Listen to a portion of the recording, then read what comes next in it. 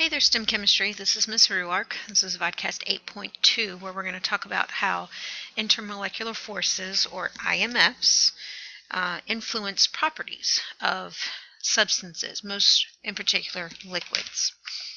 Okay, so properties of liquids. Many of the properties are due to the attraction or the internal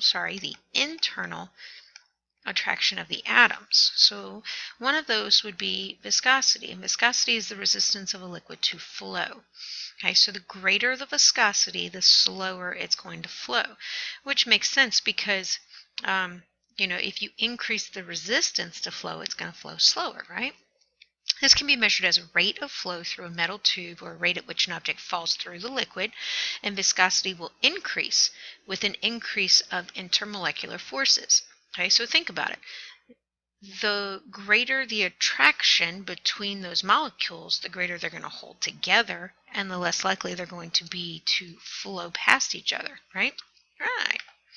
Okay, so viscosity, larger intermolecular forces equals a more viscous fluid or liquid. The large molecules have a tendency to get tangled up. Okay, so if they get tangled up, it might reduce their flow. They won't be able to flow as far past each other.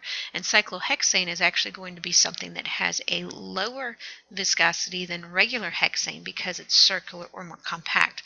All right, now we haven't really talked about organic compounds, but we've done some problems with them. Okay, so cyclohexane just means that the carbons, there's 6 carbons, hex being 6, cyclo meaning circle. There's 6 carbons that are connected in a circle. And this right here is nice and compact as opposed to just regular hexane where it's 6 carbons that are in a line. Now this right here could have a tendency to get all tangled up in itself, but this right here is nice and compact. It will not get tangled up.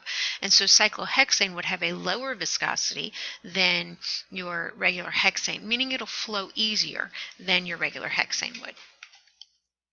Okay, surface tension is another one of those that can be affected by intermolecular forces, and surface tension would be the energy that's needed to increase the surface area of a liquid. Okay, so the reason that surface, or the way surface tension works is you have these inward forces that must be overcome. Atoms at the surface are going to be pulled closer together, near each other, okay? And the atoms at the surface have less pull on them coming. They don't have any pull from this side like the internal atoms do on the inside. So the internal ones have intermolecular force attractions being pulled on all sides, whereas the ones at the surface just have those that they're directly touching and not these here. And so these will all be pulled in close together and compact. Okay, and this next picture here, okay, so we have this nice picture here, and it says that these molecules in the middle, let's say this one right here, is going to be attracted in all directions. Oh, wrong one. So this one right here is going to be attracted in all directions. Okay? And if it's attracted in all directions, it's going to pull all of them in closer together. Well, these molecules at the top are only going to be pulled in one direction, which is going to be from the inside. Okay, so they're going to pull together here, but there's not going to be anything here. Okay, what this does is it will minimize the surface area and increase the surface tension. So the greater the intermolecular forces are on the inside, the greater the surface tension, which will minimize that surface area. And you're actually going to do a surface tension lab where you have to determine what the best recipe or best formula would be for the best surface tension. Yes, it's going to be fun. All right, and cohesion and adhesion. Now, they're similar, but they're different. So cohesion would be the forces that bind similar molecules together. We call those cohesive forces.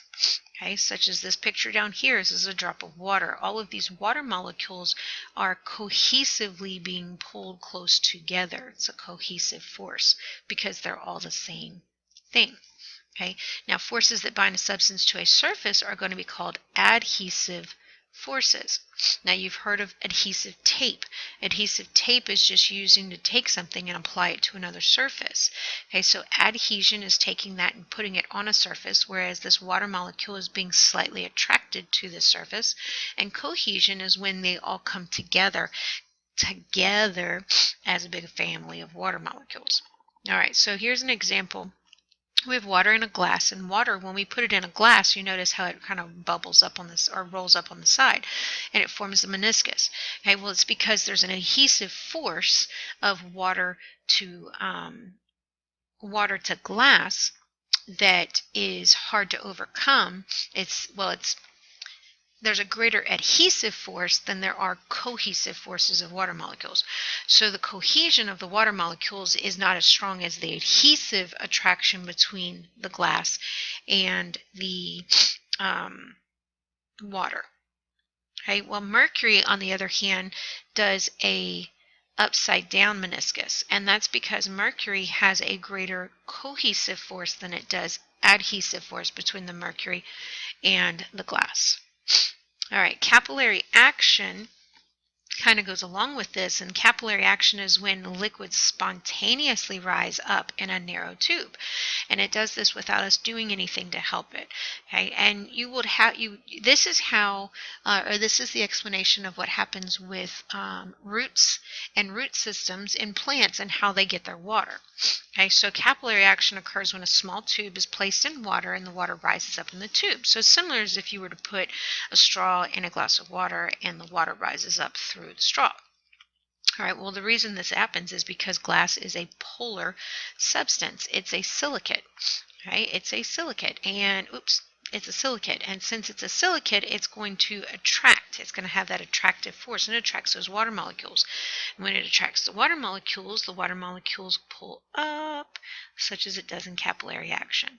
Okay, capillary action does the exact same thing. Okay, and I thought since we were talking about attraction and attractive forces, it would be cute to end with this, and I think that's it, ladies and gentlemen.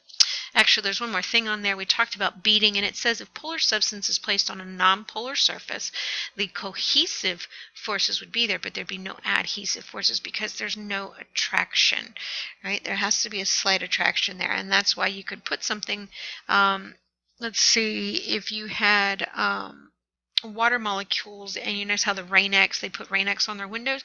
Well, when the rain hits the window, the water beads up and falls right off. There's nothing there to adhere to. There's no adhesive forces. Okay, and that's it. So I'll see you in class.